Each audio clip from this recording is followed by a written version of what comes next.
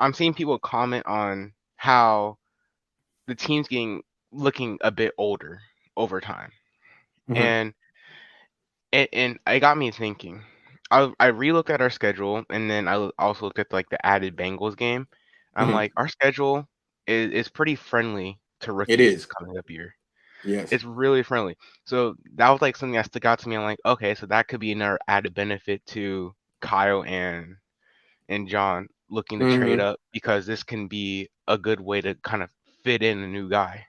Hmm. And then I started thinking, are the 49ers getting a bit older so they can so our young guys can come out swinging immediately?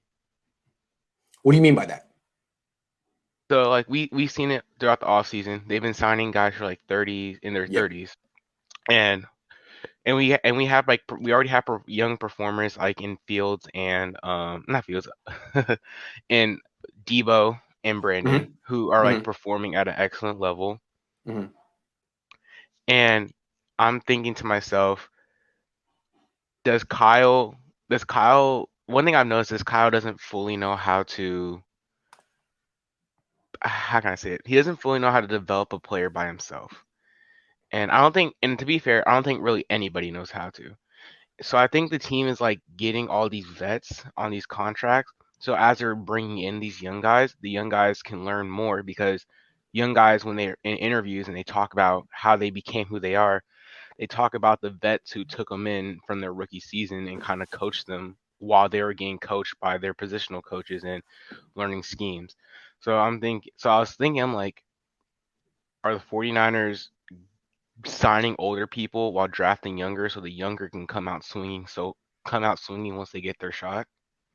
I see what you're saying. I see what you're saying. I do. What I think is happening though is that the Niners really want to make one more Super Bowl run with this team before it breaks up maybe next year, and they feel that they don't have. They can bring back the starters, as many starters as possible from 2019, but they don't have the depth they used to have. So they Yeah. need to draft like 7 guys on day 3 just to be backups and special teams guys. So I don't know how many rookies they really expect to contribute, because if you consider yourself a Super Bowl contender, you usually don't expect rookies to contribute because you think you're that good, but they definitely need depth. So I think that's where all these draft picks are going to come into. And Yeah, I that mean, all these older guys are injury prone anyway, so they're going to get their yeah, chances. These guys. yeah, and I was looking at our draft. I'm like, we know like it's typical. Kyle's gonna draft his receiver within the first 3 rounds, first 2 3 rounds, and then I'm like also looking. I'm like, we could. I'm looking at the draft. This draft is pretty solid when it comes to the later rounds because you can probably get a really nice steal round 4 or 5, and they can be they can have really good production. Yep. So I do think the Niners are gonna aim at corner because though like our corner situation isn't like terrible, it's still not the greatest. Yep. Um Safeties, I feel like we might snag one. I don't think they're gonna touch linebacker all too much, but D line, I'm also not necessarily on. I just think our defensive coaches as a whole are really like bringing out the most out of these players. I'm more worried about our offense because our offense can be super hot and cold.